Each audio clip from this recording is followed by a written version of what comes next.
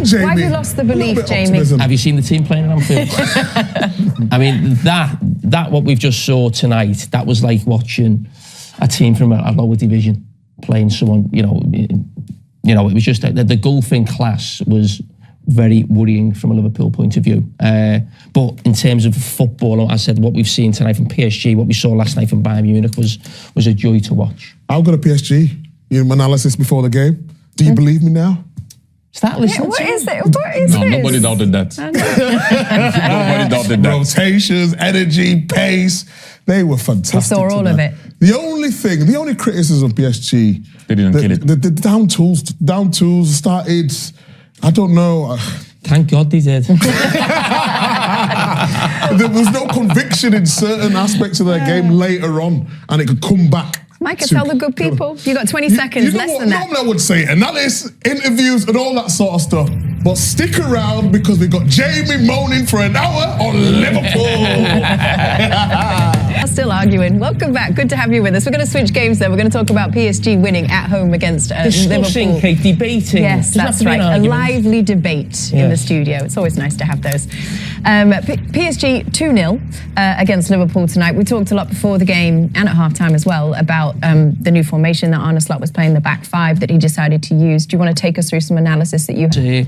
In some ways, it's actually a great result for Liverpool because it could have really been, it should have been 5 or 6 in that game. I mean, the gulf between the two teams was absolutely startling, really. When you consider last season, yes, Liverpool got back to the PSG and they won 1-0, we know that. But the second leg at Anfield was a really close game, 2 top teams. Liverpool then go and spend 450 million, probably a lot more than PSG spent in the summer.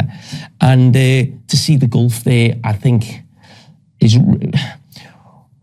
And you think, how's it got to that? How's it got that bad, really? And when you think of sort of the manager, how he's set up tonight, and he's tried something. Okay, he's tried something, but he's got it massively wrong tactically about how he went about it. Now, it's easy for me to say that after the event, but that's what we do. We're pundits. We speak, after the event in the game. And he went about it with the back five all wrong. And they were actually more open with the back five than they would be with a back four. Because they went man-to-man all over the pitch, and your 3 centre-backs had to cover the width of the pitch.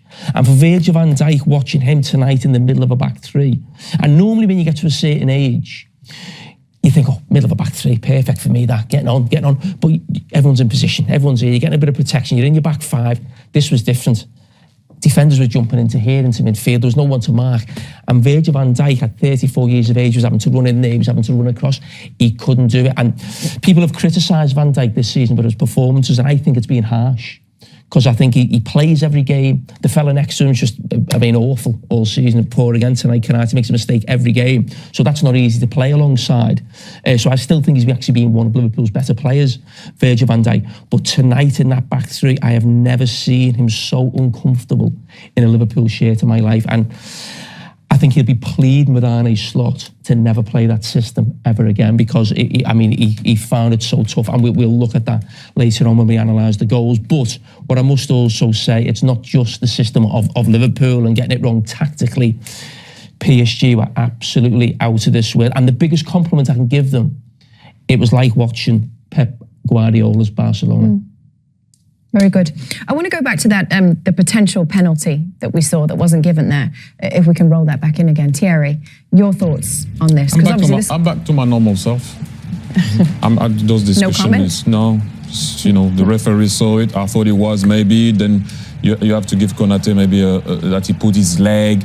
For me, there is a tiny bit of, I can see how sometimes, Konate would have found it difficult because he put his legs, he blocks the shot, but then it disturbs. For me, there is an opportunity after, actually, when Konate pushes Nuno Mendes, where he's actually clearer than that for me. Because as a striker, if you push me when I'm about to shoot, then you are going to unbalance me. But let's go back to the opportunity here. And then, as you can see, Dembele, that's what I was talking about. Smashing the ball on the post, and the goalkeeper got saved by his post at the end of the very day. And the fast breaks we talked about before the show, brilliant. Ooh. Hakimi is just a ruddy machine. But again, he should be finishing it off. Make it 3-0. Ties over then. It's not. It takes a touch, and maybe he should hit it first time, but Hakimi again was outstanding. Maybe it's a little bit behind him. He don't want to go with his right foot, tries to go on his left, take that extra touch. But it wasn't meant to be. And keeps Liverpool alive at Anfield. And I said on my pod, award-winning pod, that Liverpool in Europe... Awards off? What do you mean? Who do you The awards season hasn't even been done yet. Well, it's award-winning. Do your research. I'll tell you what, we're going to take you out to Anita, who has spoken to Virgil van Dijk. Well, I'm looking after the team. You know, that's for me the main thing.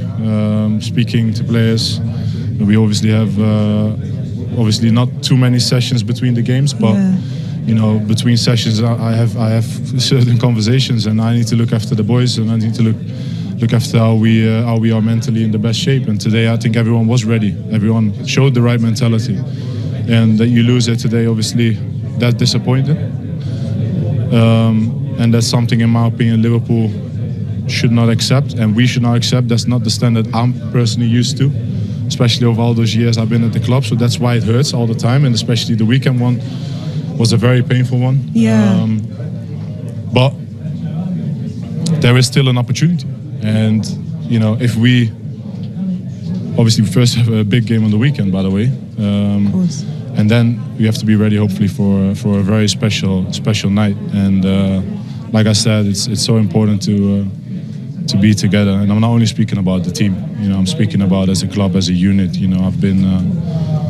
Do you feel there's been a sense of fragmentation then? No, I don't even know what that means, by the way. But just that maybe not been together as much. No, the thing is that, you know, our season has been so inconsistent, and it's down to multiple factors, and the noise, you know, is there because we are Liverpool. We are the champions we're the Premier League champions. So the noise is absolutely justified.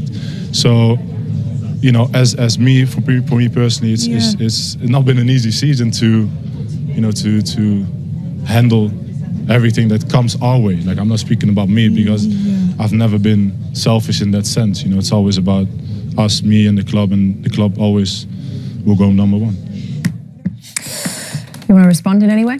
No, listen, what I would say about Virgil van Dijk, he's always been a true leader on the pitch, and he is a true leader for me off the pitch. He gets questioned a little bit when Liverpool aren't doing well by supporters about, is he, you know, leadership on the pitch? But that always happens when a team's not winning. You're always pointing fingers.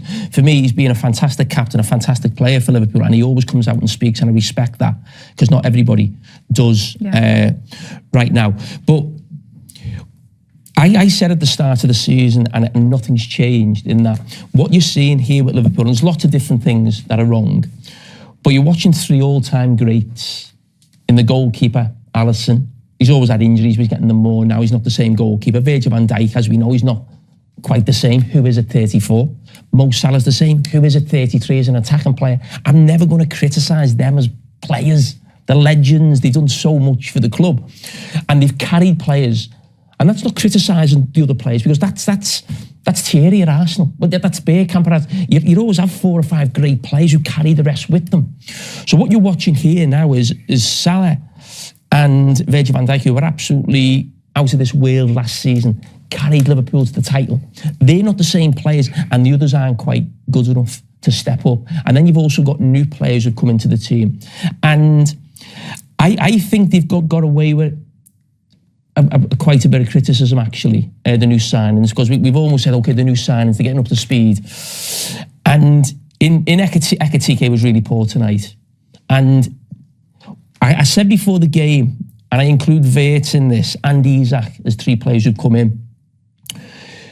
To be a top player for Liverpool as an attacking player, you need to be arrogant on the ball, but humble off the ball. They're not humble off the ball. They don't do enough off the ball, and that's why it's so easy to play against Liverpool right now. What are we laughing at? I'm not laughing. Well, don't laugh. I'm not laughing, man. Oh, we'll see you in that boxing fight. My mum loved that phrase, by the way. She texted me about that phrase. She liked it. Arrogant on the ball. Yes. I hope so. He said it On the 50 ball. times Well, you know. since the beginning of the show. Well, Shout out it's to my the mum. theme. I was proven right, wasn't I?